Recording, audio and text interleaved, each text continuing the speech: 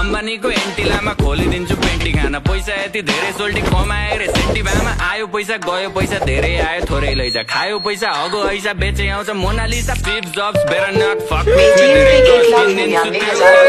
મી ફેરી માં પૈસા